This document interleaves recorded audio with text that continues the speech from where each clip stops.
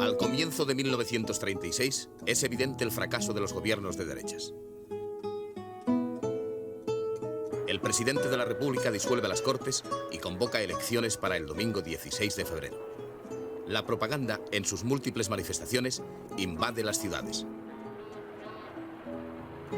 Los partidos de izquierdas republicanas y obreros se agrupan en el Frente Popular. Los de derechas en el Frente Nacional.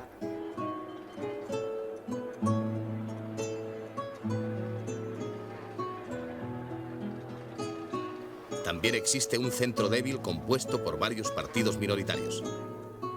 Entre los candidatos figuran destacadas personalidades aún encarceladas. Una de ellas es Lluís Companys.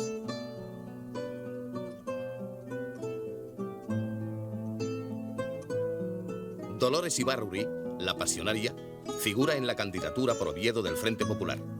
Tras un mitin electoral, miembros de las Juventudes Comunistas, uniformados, recorren las calles ovetenses.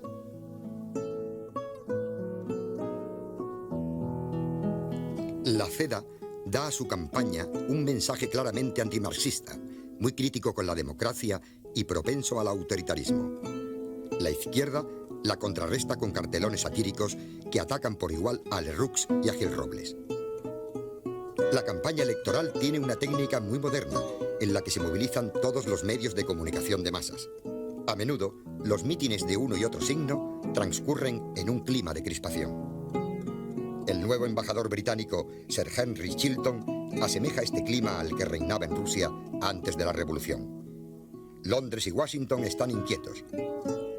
Oliveira Salazar, mucho más.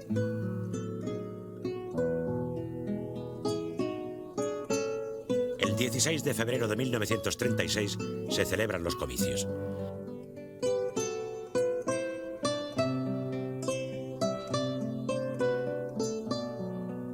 Desde tempranas horas de la mañana, los colegios electorales de las grandes ciudades se ven muy concurridos. En Madrid, la jornada discurre sin apenas alteraciones, pero dado el carácter de la campaña previa, el ambiente es tenso e inquietante. En Cataluña, aunque la lucha entre el Front d'Esquerres y las derechas es tan aguda como en el resto de España, la campaña electoral se ha desarrollado con menor violencia. Esto supone un vuelco radical de la situación política. En las Cortes de 1933, las derechas contaban con 277 diputados, el centro con 144 y las izquierdas con 101. Los resultados son inequívocos. El Frente Popular tiene 257 diputados, la derecha 139, el centro 57. Como en 1933, la ley electoral ha primado a los partidos más votados. Sin embargo, en términos de sufragio, la situación será bien distinta. En tanto que 4.600.000 electores otorgan su confianza a los partidos triunfantes, a la coalición de izquierdas, 4,5 millones manifestarán su confianza a las opciones conservadoras y 500.000 a las centristas.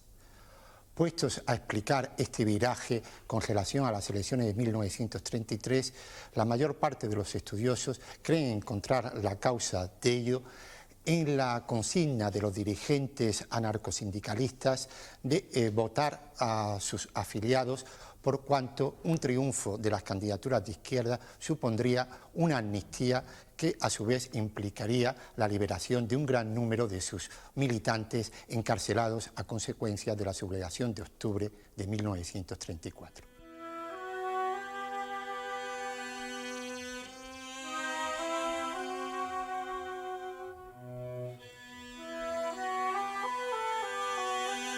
En Madrid, a la caída de la tarde, cuando ya se intuye que el triunfo es del Frente Popular, se forman grupos ansiosos de confirmar el resultado, como el que llega a la Plaza de la Villa. El antiguo alcalde republicano Pedro Rico lo saluda desde el balcón del ayuntamiento.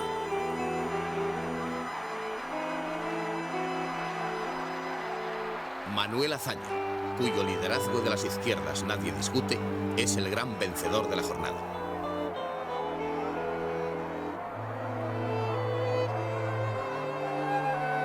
El máximo perdedor es José María Gil Robles, quien hace diversas gestiones para que se declare el estado de guerra sin conseguirlo. Al alba del 17, el general Fanjul intenta, sin éxito, que las fuerzas del madrileño cuartel de la Montaña se pronuncien contra el resultado de las urnas. El general Franco, por su parte, maniobra para que se empleen medios extraordinarios para evitar, afirma, que la masa no rebase. Las manifestaciones de júbilo por el triunfo del Frente Popular se suceden en toda España. Unánimemente se reclama la inmediata liberación de los presos políticos. El general Franco visita a Portela Valladares. En su calidad de jefe de Estado Mayor, le apremia para que declare el estado de guerra, medida que pondría el poder en manos de los militares. Portela se niega. También rechaza las presiones que en el mismo sentido le hace Calvo Sotelo, líder de Renovación Española, y en vista de los desórdenes que se producen continuamente, le pide que imponga un régimen de fuerza y ataje la revolución. Los generales Franco, Godet y Rodríguez del Barrio sondean a las guarniciones, pero éstas se manifiestan reacias a sublevarse. Ante las denuncias de los generales republicanos Sebastián Pozas y Miguel Núñez de Prado, el gobierno toma precauciones, hace vigilar a los militares más significados y decreta el estado de alarma durante 8 días. Portela, desbordado, dimite el 19 de febrero. 3 horas más tarde, el presidente de la República confiere el poder a Manuel Azaña. En el nuevo gabinete no figuran socialistas ni comunistas. Hay 9 ministros de Izquierda Republicana y 3 de Unión Republicana. Azaña declara: el gobierno es el único ejecutor del programa político que ha servido de base a la coalición electoral. Sin embargo, el socialista escribe: es al Frente Popular a quien corresponde libertar a nuestros presos. Y en efecto, en algunos lugares, los comités del Frente Popular, sin esperar órdenes superiores, abren las cárceles. En Oviedo, salen sin más trámites los detenidos por la Revolución de Octubre. Los primeros decretos del nuevo gobierno son para conceder la amnistía a los presos políticos y restablecer el Estatuto de Cataluña. El 2 de marzo hace Companys su triunfal entrada en Barcelona. Desde su salida del penal del puerto de Santa María, no ha cesado de recibir agasajos y pronunciar discursos. Al Front d'Esquerres obtiene también concesiones de urgencia del gobierno Azaña. La Diputación Permanente de las Cortes aprueba un decreto ley que autoriza al Parlamento catalán a reanudar sus sesiones al efecto de designar al gobierno de la Generalitat. El Parlamento de Cataluña reelige presidente a Companys, quien forma un gobierno que será sustancialmente el mismo que actuaba el 6 de octubre de 1934.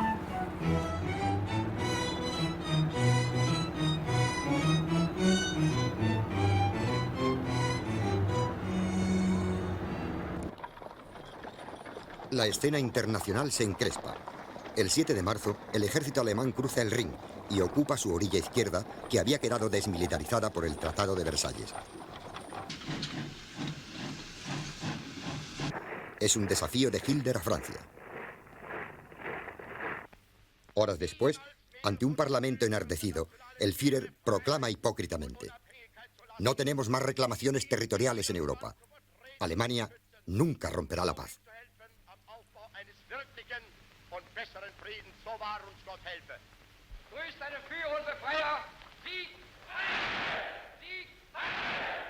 Ante la gravedad de la situación, el primer ministro inglés Stanley Baldwin convoca en Londres una conferencia a la que asisten representantes de Francia, Bélgica e Italia. De esta reunión apenas si sale un vago acuerdo de protesta contra la agresión alemana, aunque Francia moviliza sus tropas, reforzando sus guarniciones en la frontera con Alemania.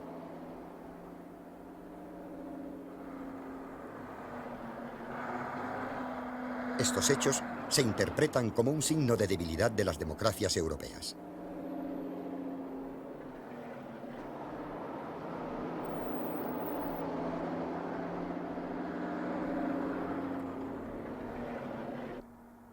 La prensa española satiriza los fracasos de la Sociedad de Naciones.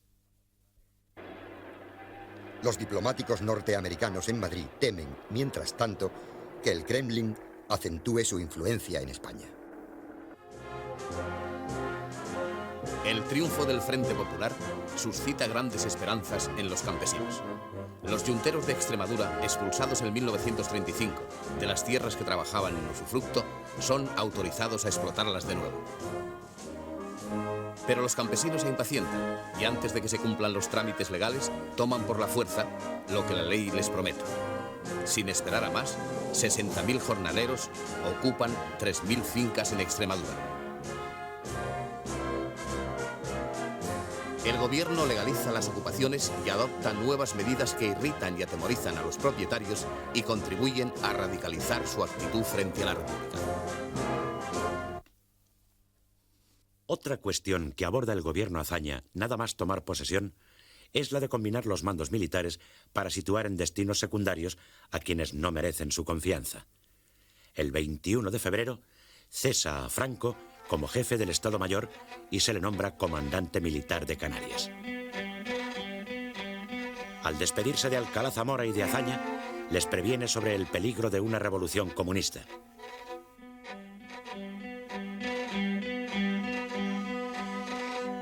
Antes de partir, Franco se reúne a comienzos de marzo en casa de un diputado de la CEDA con Mola, Saliquet, Rodríguez del Barrio, Orgaz, Villegas, García de la Herrán, González Carrasco, Varela, Ponte y Galarza, este último en representación de Sanjurjo.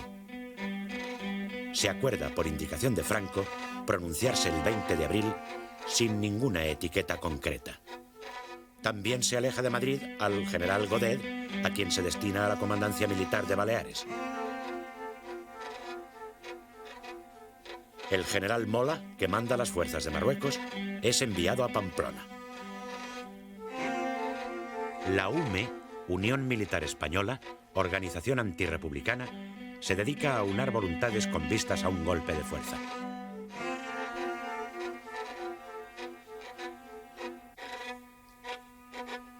Sin embargo, hay otros focos de conspiración. En Navarra, los carlistas han comenzado a recibir instrucción militar desde 1933. Incluso envían varias expediciones de jóvenes a Italia.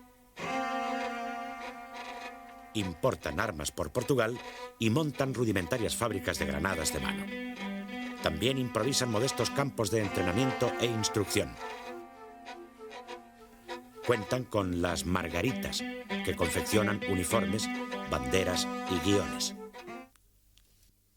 Aunque de modo fragmentario, el gobierno va teniendo conocimiento de algunas de estas actividades.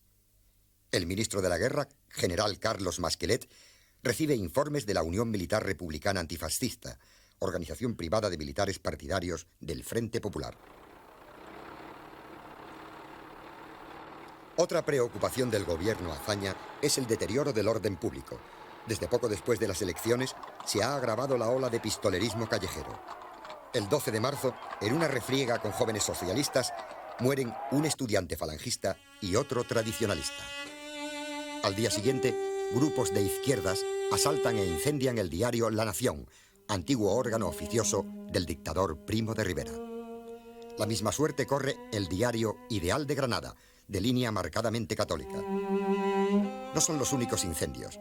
En varias ciudades españolas arden cafés, teatros, escuelas, iglesias.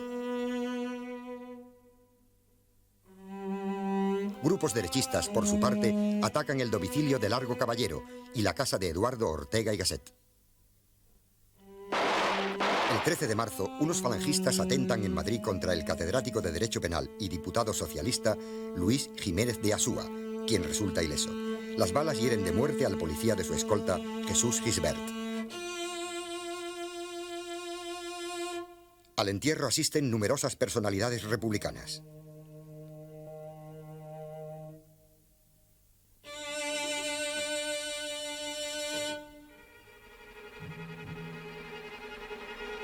Desde el 27 de febrero, el gobierno ha clausurado los locales de Falange Española de las Homs. Su jefe, José Antonio Primo de Rivera, es detenido el 14 de marzo, en unión de la Junta Política del partido. El juez encargado del caso resuelve su traslado a la cárcel Modelo y decreta la suspensión de las actividades de la organización. La espiral terrorista de derechas y de izquierdas provoca nuevas víctimas. Entre las más destacadas figuran Alfredo Martínez García Argüelles, liberal demócrata y exministro, y el magistrado Manuel Pedregal. Con todo, el verdadero espíritu de la conspiración se encarna en el general Emilio Mola, quien tiene en Madrid intensos contactos con militares y civiles. Destinado a Pamplona, el centro de la conjura se traslada a esta ciudad, donde ya existía un arraigado núcleo conspirativo muy alentado desde ahora por la presencia de Mola.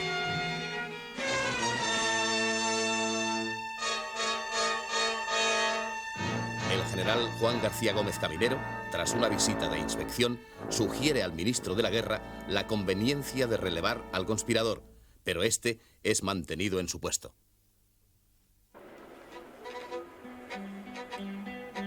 Según ciertos testimonios, el gobierno ha establecido por estas fechas un servicio de escuchas telefónicas a las órdenes del ministro de Comunicaciones.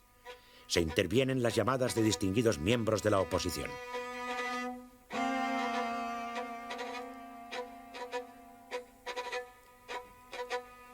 Las noticias y rumores de golpe de Estado provocan un exaltado antimilitarismo en la prensa de izquierdas que coadyuva al clima de intranquilidad. El ministro de la Guerra desmiente los rumores de golpe y el 19 de marzo afirma en un comunicado que los militares se mantienen dentro de los límites de la más estricta disciplina. El 3 de abril, constituido ya formalmente el Congreso de los Diputados, se procede a la elección de su presidente. Obtiene el cargo Diego Martínez Barrio, republicano de raíces históricas y de orientación templada.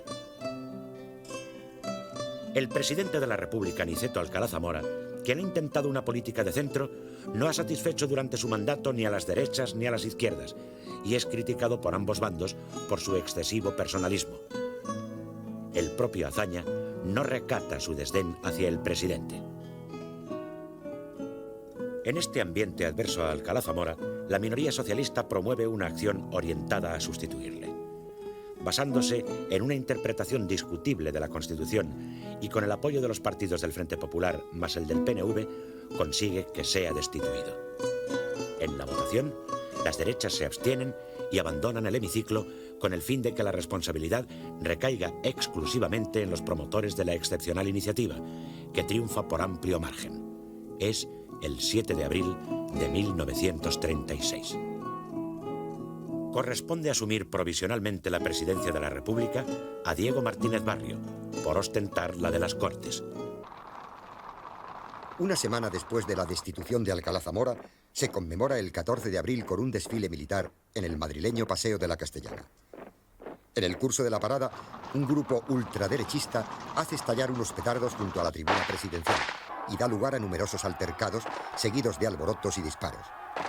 Un balazo mata a un alférez de la Guardia Civil, Anastasio de los Reyes, que vestido de paisano asiste al acto como espectador. Estos sucesos tienen graves consecuencias al día siguiente. El entierro de la víctima es presidido por el general Pozas, inspector general de la Guardia Civil. Concurren muchos jefes y oficiales, pero también diputados de significación monárquica y de la CEDA, encabezados por Gil Robles. Quieren dar significación política al acto. Los falangistas obligan a muchos transeúntes a saludar brazo en alto al paso del féretro. Unos albañiles responden alzando el puño y vitoreando a la República. A continuación, se entabla un tiroteo.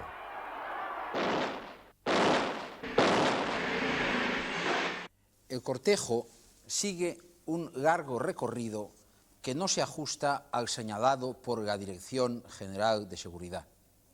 Durante el itinerario menudean las provocaciones, los choques y los enfrentamientos, con el fatal resultado de 5 muertos y numerosos heridos. Cae el falangista Sáez de Heredia, familiar de Primo de Rivera, al enfrentarse con una sección de guardias de asalto que manda el teniente José del Castillo.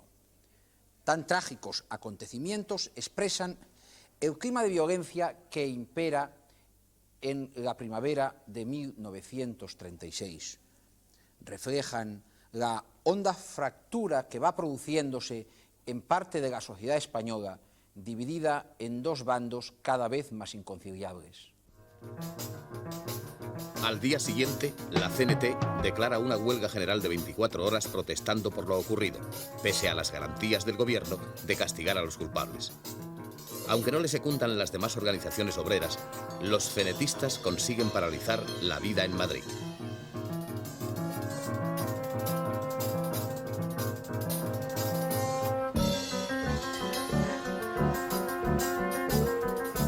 Sin conexión con los incidentes madrileños, en Barcelona caen asesinados el 28 de abril los hermanos Badia, dirigentes del Estat catalán.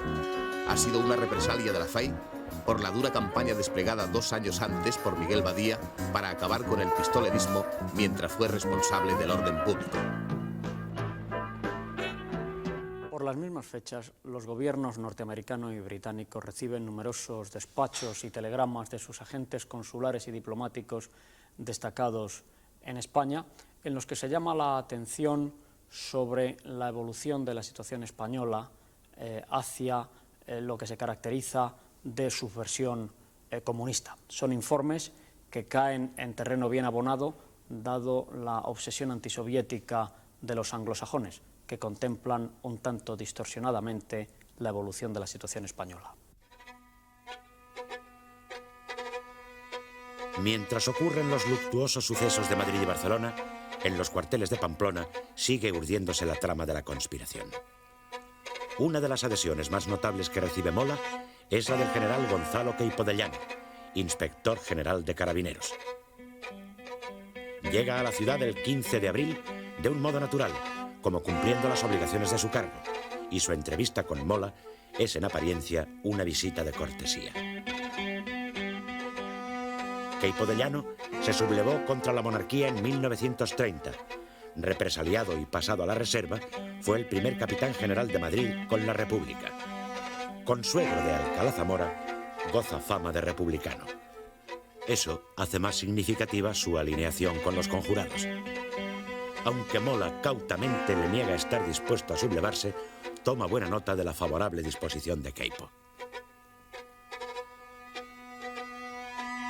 Mientras tanto, Prieto y otros miembros del PSOE advierten a Masquelet y a Azaña de que la conspiración crece en los cuarteles e incluso apuntan una fecha probable del golpe, el 20 de abril. Es la misma señalada 2 meses atrás por los generales reunidos con Franco antes de marchar este a Canarias. Azaña aprovecha una intervención en el Congreso para advertir a los conspiradores. Sabemos lo que pasa en todas partes. Nosotros no hemos venido a presidir una guerra civil. Más bien, hemos venido con intención de evitarla. La intentona castrense no se produce. El 18 de abril, el general Rodríguez del Barrio, que preside la Junta de Generales Conspiradores, da contraorden. Al transcurrir la fecha indicada sin que nada ocurra, Azaña y el gobierno tienden a bajar la guardia, creyendo disipada la amenaza. El constante deterioro del orden público es aprovechado por los partidos de la derecha como arma política contra el gobierno. Gil Robles reclama más rigor y energía en la represión de tales alteraciones. Calvo Sotelo es más dramático. A partir del 16 de febrero, afirma, dijérase que se ha volcado sobre España un ventarrón de fuego y de furor. Lee una extensa lista de alteraciones de toda índole para impresionar a la Cámara y por añadidura a la opinión pública. Y dice que el gobierno continúa siendo desbordado por sus aliados de extrema izquierda. Respondiendo a ambos, Azaña enfatiza.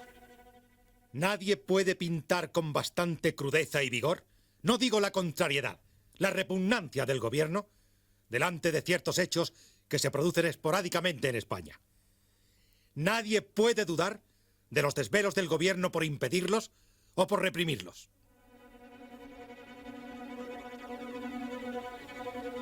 En un discurso pronunciado en Cuenca, el dirigente socialista Indalecio Prieto insiste rotundamente en el daño que causa a la República los desórdenes callejeros y señala al general Franco como el más dotado para encabezar un posible pronunciamiento.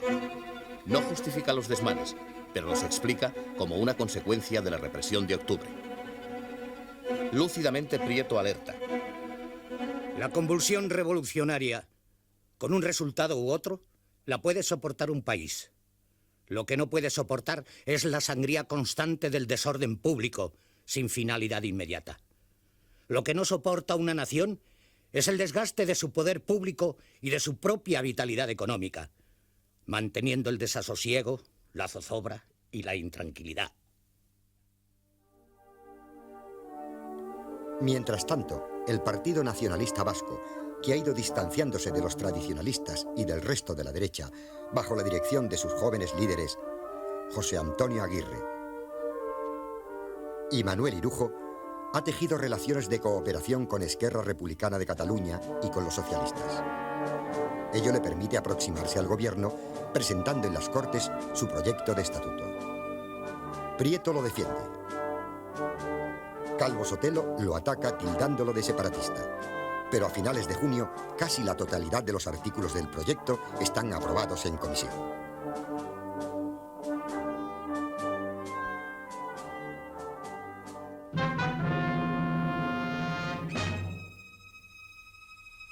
El 30 de abril comparece a juicio en la cárcel Modelo de Madrid José Antonio Primo de Rivera, encausado con otros dirigentes de Falange Española y de las JONS. El fiscal de la República les acusa del delito de asociación ilícita y pide la disolución del partido. No prosperan sus tesis y la sentencia es absolutoria. El gobierno recurre e impide que el fallo sea firme. El 5 de junio, Primo de Rivera es trasladado a la prisión de Alicante. Los falangistas, aunque privados de su jefe, redoblan en propaganda y proselitismo sin descuidar sus actividades paramilitares.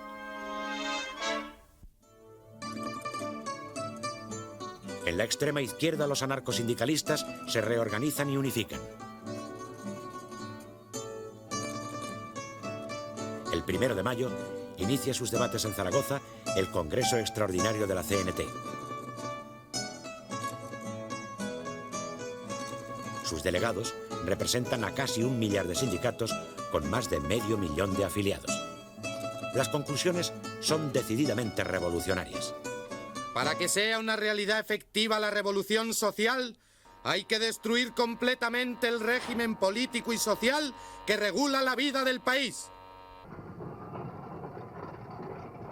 La prensa anarquista repite la antigua y universal consigna de tierra y libertad.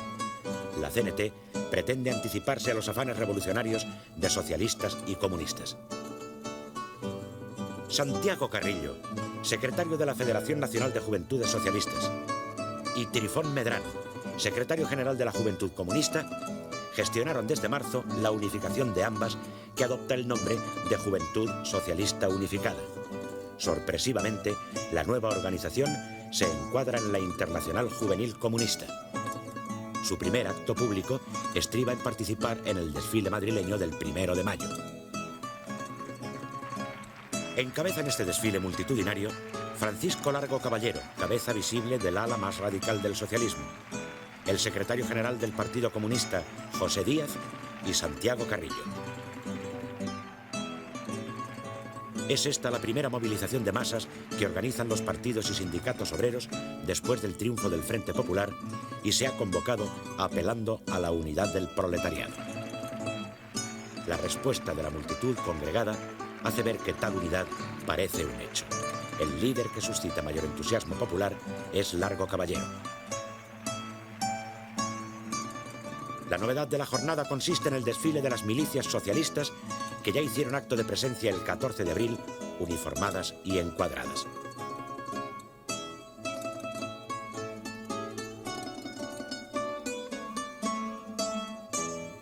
Concluye el acto en perfecto orden y la manifestación se autodisuelve sin el más leve incidente.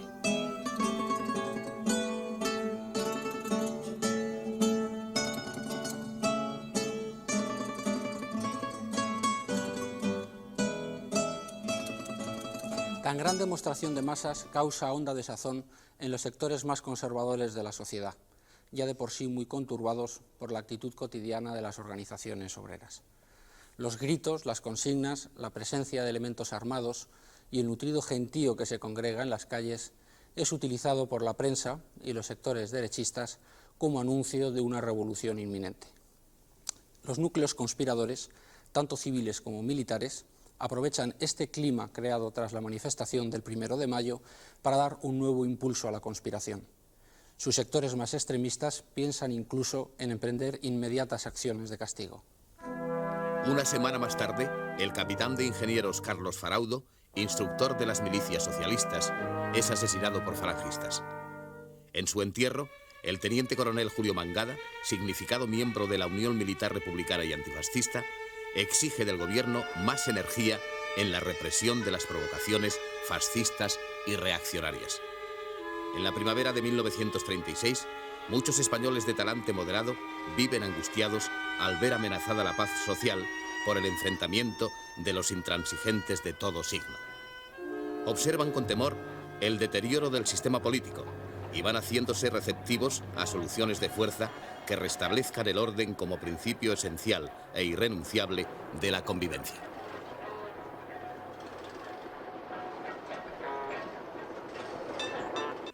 La gran concentración del 1 de mayo de 1936 en Madrid, protagonizada por las masas obreras, ha tenido lugar con orden y sin incidentes, pero ha subrayado un acento inequívocamente revolucionario.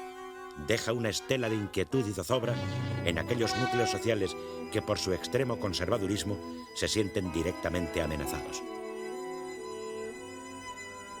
Su alarma se refleja en los titulares de la prensa adversa al régimen republicano.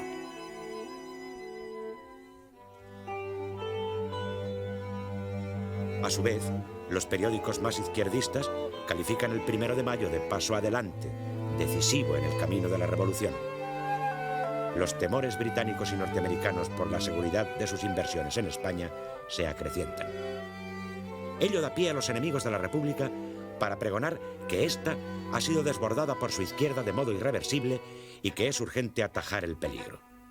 Cuantos conspiran contra el sistema democrático redoblan sus actividades y repiten con insistencia que la única solución posible es un golpe militar. El 4 de mayo, José Antonio Primo de Rivera redacta desde la cárcel su carta a un militar español en la que afirma que, ante la invasión de los bárbaros, no es admisible postular la indiferencia de los militares por la política. Exhorta al ejército a no quedarse en sus cuarteles y declara: ha sonado la hora. Pide a los jefes y oficiales que juren por su honor no dejar sin respuesta el toque de guerra que se avecina. Entre el 4 y el 11 de mayo, la escuadra realiza maniobras en las aguas canarias.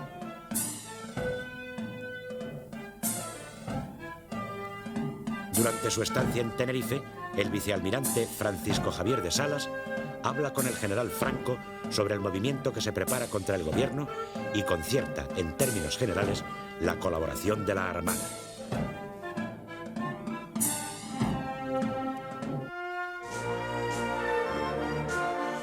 Las noticias que llegan de Francia intranquilizan a la derecha española.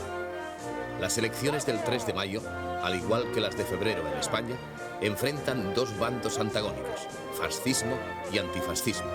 Son una arrolladora victoria para el Frente Popular, presidido por el líder socialista León Blum.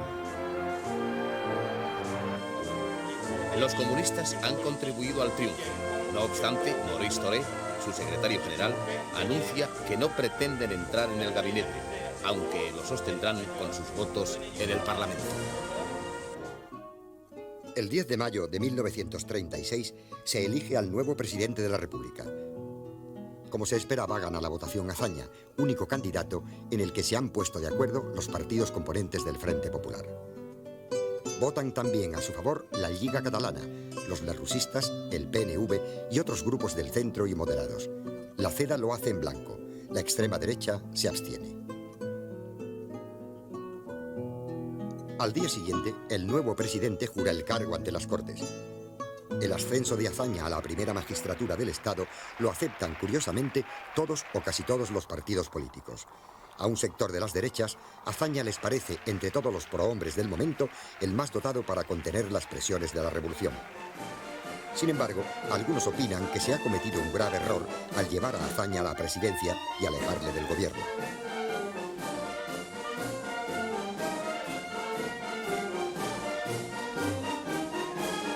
el máximo dignatario de la República carece, en efecto, de facultades ejecutivas. Indalecio Prieto recibe el encargo de formar gobierno, noticia que provoca la satisfacción general, dado el prestigio político del diputado por Bilbao.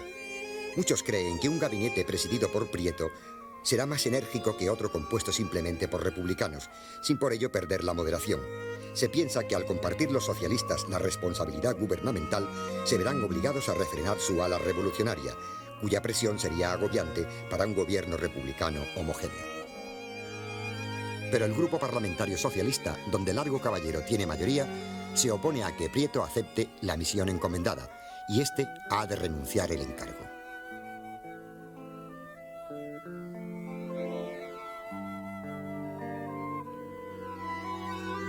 Es Santiago Casares Quiroga, correligionario de Azaña, quien forma gobierno exclusivamente con republicanos. En la Cámara contará con los votos de los demás partidos del Frente Popular, pero está a merced del apoyo de socialistas y comunistas.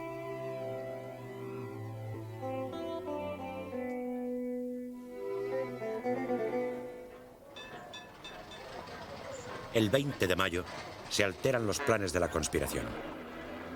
El general Rodríguez del Barrio se aparta de ella por encontrarse gravemente enfermo. Queda entonces Mola como cerebro indiscutible. Una junta de generales confirma a Sanjurjo como suprema autoridad de la sublevación.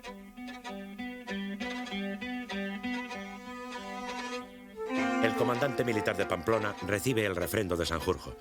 Desde entonces, Mola, que llevaba los hilos de la trama, ejercerá definitivamente el mando efectivo, pese a que entre los conjurados hay algunos de superior graduación. A partir de ese momento, se le conocerá como el director. El general Mola se entrevista con Queipo de Llano en la fonda Otamendi de Irurzun, cerca de Pamplona. Desaparecen los recelos anteriores y Queipo de Llano se adhiere sin reservas a la conspiración. Mola no le oculta la preocupación que le inspira la actitud del general Miguel Cabanellas, jefe de la guarnición aragonesa con fama de masón y exdiputado lerrousista. Queipo se compromete a incorporarle a la conspiración. Mola se reúne con Cabanellas en un lugar de la carretera Pamplona-Zaragoza, próximo a Murillo de las Limas, y obtiene una promesa de ayuda. La adhesión de Cabanellas será decisiva, pues facilitará a Mola el suficiente armamento y munición para que éste se alce.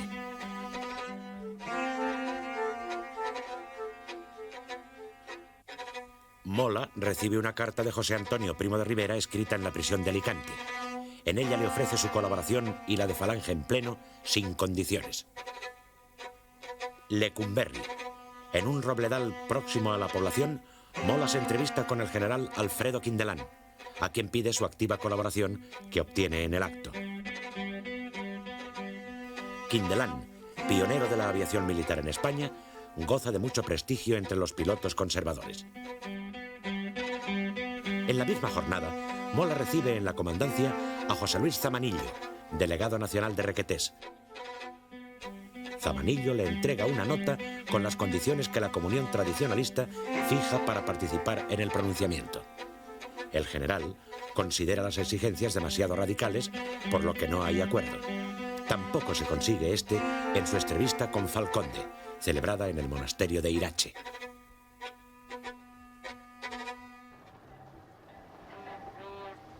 Mientras tanto, el presidente del gobierno, Casares Quiroga, releva al general Masquelet como ministro de la guerra y asume su puesto. Es un síntoma de que, barruntando el alcance de la conjura, ha decidido ocuparse por sí mismo de los asuntos castrenses. El 16 de junio, las Cortes viven una sesión dramática cuando la oposición plantea un debate sobre el orden público.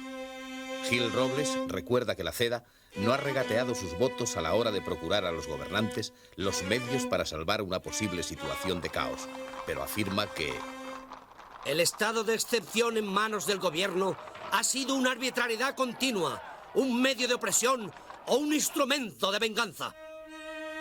Intenta probar su aserto manejando con habilidad las estadísticas y denunciando un sinfín de huelgas, asesinatos, incendios de templos, petardos, asaltos de locales, alborotos e incluso simples delitos comunes.